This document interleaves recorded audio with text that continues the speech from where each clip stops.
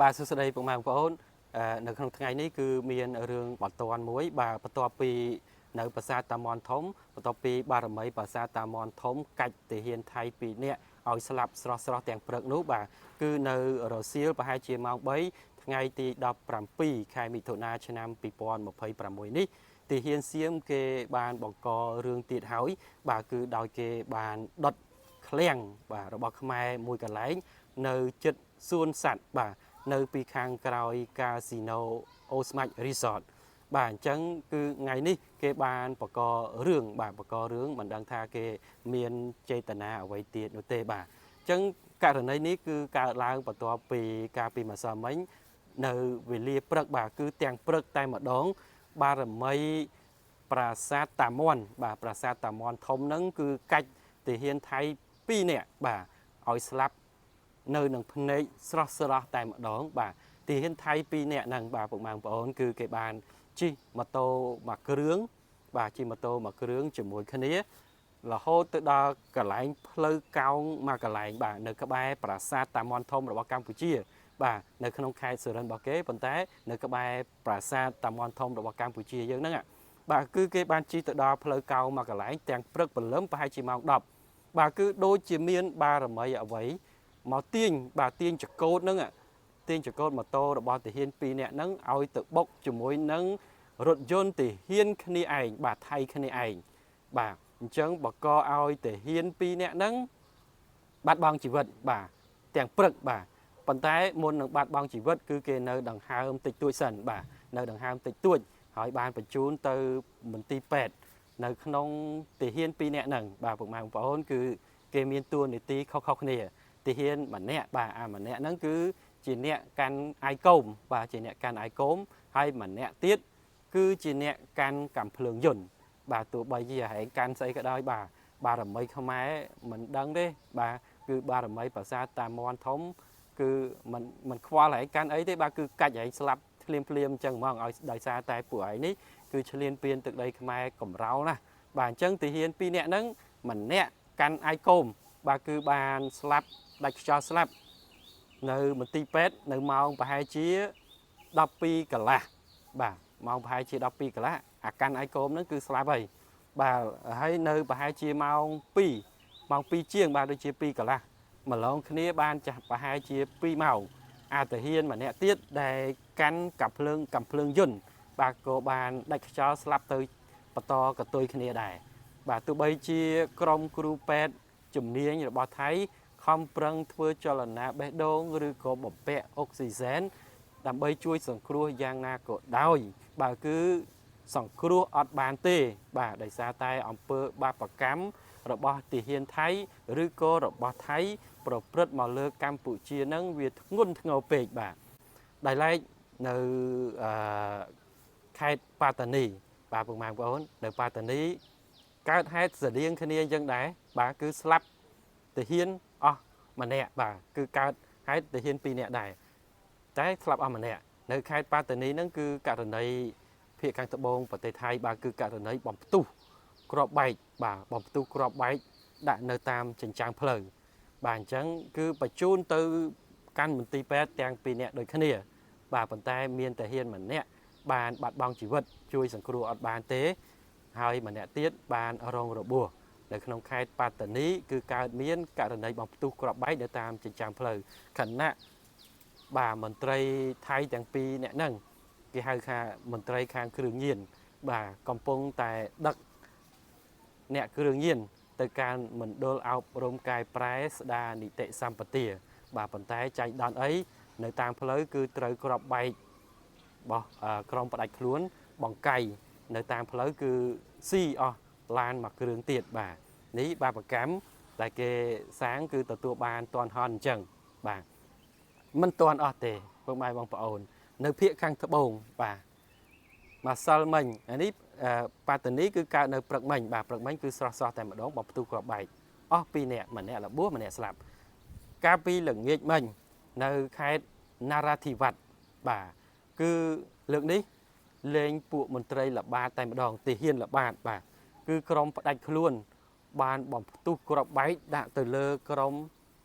មន្ត្រីល្បាតតែម្ដងបាទខ ខណៈពួកគេកំពុងតែល្បាតនៅតាមតំបន់ព្រៃបាទអញ្ចឹងគឺក្រុមផ្ដាច់ខ្លួនចេញមកបកភាពចលាចលហើយគឺលែងទុកហើយប្រទេសថៃបាទដែលធ្វើបាបគេពេកឥឡូវក្រុមផ្ដាច់ខ្លួនទ្រាំលែងបានបាទគឺមករយៈក្រោយនេះគឺផ្ទុះរហូតបាទនៅភាគខាងត្បូងប្រទេសថៃអញ្ចឹងម្សិលមិញនៅខេត្តណារ៉ាធីវ៉ាត់បាទគឺលេងមន្ត្រីល្បាតប៉ុន្តែសំណាងល្អហើយបាទដែលនៅសល់ជីវិតបាទគឺបានន័យថាមន្ត្រីល្បាត2នាក់ដែលរងការបំផ្ទុះគ្រាប់បែកពីសំណាក់ក្រុមផ្ដាច់ខ្លួនគឺមិនបានបាត់បង់ជីវិតនោះទេបាទអញ្ចឹងក្រោយកើតហេតុនឹងរួចគឺមន្ត្រីជំនាញរបស់ថៃគឺបានបើកការស៊ើបអង្កេតយ៉ាងសស្រាក់សស្រាំបាទប៉ុន្តែទោះជាយ៉ាងណាបងប្អូនគឺមិនដែលធ្វើអីក្រុមផ្ដាច់ខ្លួនបានទេគឺបានត្រឹមតែបើកការស៊ើបអង្កេតនឹងឯងបាទកន្លងមកឲ្យតែបង្កសកម្មភាពរួចក្រុមផ្ដាច់ខ្លួនបាទគឺតែងតែកិច្ចរួចខ្លួនបានតាន់ពេលវេលាទាំងអស់បាទដោយសារតែក្រុមផ្ដាច់ខ្លួនគេបានរៀបចំរួចហើយបាទអញ្ចឹងមករយៈចុងក្រោយនៅភាគខាងត្បូងប្រទេសថៃគឺក៏កើតមានភាពវឹកវរកាន់តែខ្លាំងដែរបាទដោយឡែកងាកមកមើលរឿងកម្ពុជាយើងវិញបាទរឿងព្រំដែនកម្ពុជាយើងវិញបាទហើយនឹងទំនាក់ទំនងរវាងរុស្ស៊ីហើយនិងអាស៊ានវិញបាទអញ្ចឹងនៅក្នុងហ្នឹងគឺមកចកោមនឹងឯងបាទអញ្ចឹងនៅក្នុងថ្ងៃនេះបាទគឺសម្ដេចធិបតីនាយករដ្ឋមន្ត្រីកម្ពុជាគឺសម្ដេចធិបតីហ៊ុនម៉ាណែតបាទបានអញ្ជើញទៅកាន់បាទប្រទេសរុស្ស៊ីហើយបាទដើម្បីចូលរួមបាទខួបអនុស្សាវរីយ៍លើកទី35នៃទំនាក់ទំនងរុស្ស៊ីហើយនិងអាស៊ានបាទកិច្ចប្រជុំកំពូលរុស្ស៊ីអាស៊ានលើកទី35បាទតាមការអញ្ជើញរបស់លោកប្រធានាធិបតីវ្លាឌីមៀពូទីនប្រធានាធិបតីរុស្ស៊ីបាទពុកម៉ែបងប្អូននៅក្នុងសំណុំរឿងនេះគឺតាមពិតទៅនាយករដ្ឋមន្ត្រីកម្ពុជាគឺទៅចូលរួមប្រជុំដោះស្រាយបញ្ហាផ្សេងៗឬក៏បង្កើនទំនាក់ទំនងរុស្ស៊ីអាស៊ានទេប៉ុន្តែមានខាងភាគីថៃបាទគេដូចជាប្រហែលថ្ងៃមុននេះគេបានថាគេចោទប្រកាន់ថាទំនងជាភាគីកម្ពុជាទៅសុំទិញអាវុធឬក៏ចរចាទិញអាវុធបន្ថែមអីឲ្យមកទៅបាទជាពិសេសគឺទិញគ្រាប់ BM21 បងធំ BM21 ដែលធ្វើឲ្យថៃបាទខ្លាចរអាទាំងសង្គ្រាមជុំទី1សង្គ្រាមជុំទី2ហ្នឹងបាទឲ្យទៅលើបងធំ21គឺថៃគេខ្លាចរអាហើយបាទអញ្ចឹងពាក់ព័ន្ធទៅនឹងសំណុំរឿងហ្នឹងគឺថៃគេចោទប្រកាន់ថាភាគីកម្ពុជាប្រហែលជាទៅសូមចរចារឿងទិញគ្រាប់ BM21 ពីរុស្ស៊ីហើយបាទប៉ុន្តែការចោទប្រកាន់នេះគឺជាការចោទប្រកាន់មួយដោយគ្មានភ័ស្តុតាងទេបាទហើយសម្រាប់លោកប្រធានាបាទលោកនាយករដ្ឋមន្ត្រីថៃគឺលោកអនុទានឆានវរៈគុលវិញក៏គេបានអញ្ជើញទៅដែរបាទអញ្ជើញទៅតបតាមការអញ្ជើញរបស់លោកវ្លាឌីមៀពូទីនដែរហើយនៅថ្ងៃស្អែកបាទគឺគេទំនងជាជួបជំនួបទ្វេភាគីជាមួយនឹងលោកប្រធានាធិបតីវ្លាឌីមៀពូទីនទៀតផងបាទយើងសង្កេតឃើញថានាយករដ្ឋមន្ត្រីថៃឲ្យតែនាយករដ្ឋមន្ត្រីកម្ពុជាអញ្ជើញទៅប្រទេសណាបាទនាយករដ្ឋមន្ត្រីថៃគឺហាក់បីដូចជាកាត់មុខកាត់មាត់រហូតបាទគឺគេទៅធ្វើម៉េចឲ្យបានជួបមុនបាទឲ្យបានជួបមុនកម្ពុជាអញ្ចឹងទេមិនដឹងថាគេមានគម្រោងការអ្វីទៀតទេបាទគឺបានន័យថាគេតែងតែរកឱកាសចាក់រុកបាទចាក់រុកគ្រប់ប្រធានាធិបតីឬក៏គ្រប់មេដឹកនាំដែលមេដឹកនាំកម្ពុជាទៅជួបគឺគេតែងរកឱកាសស្កាត់ទៅជួបឲ្យបានមុនបាទអញ្ចឹងនេះគឺបង្ហាញឲ្យឃើញថាចរិតថៃគឺនៅតែជាចរិតមិនល្អបាទ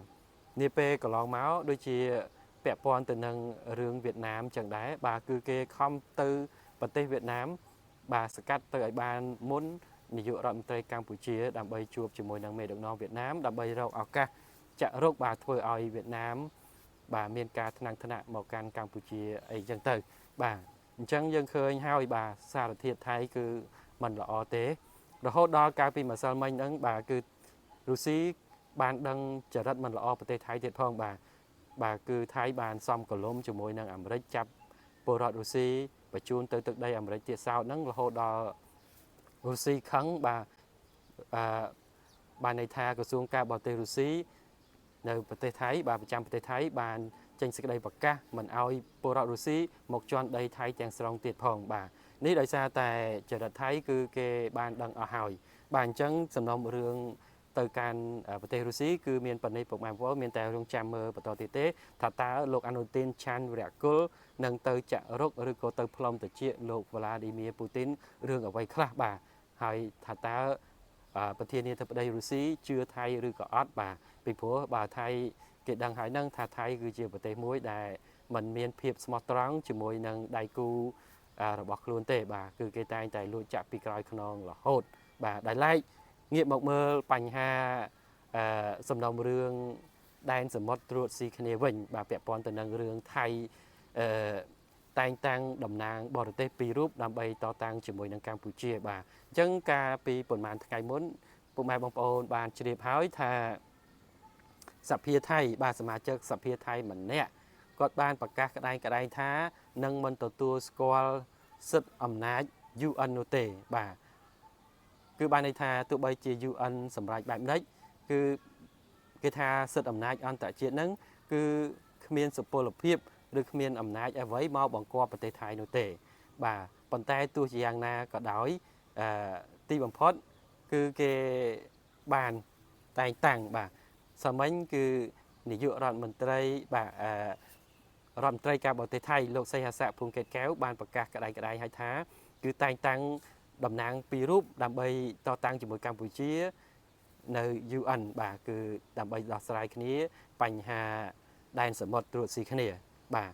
តែថ្ងៃនេះពុកម៉ែបងប្អូន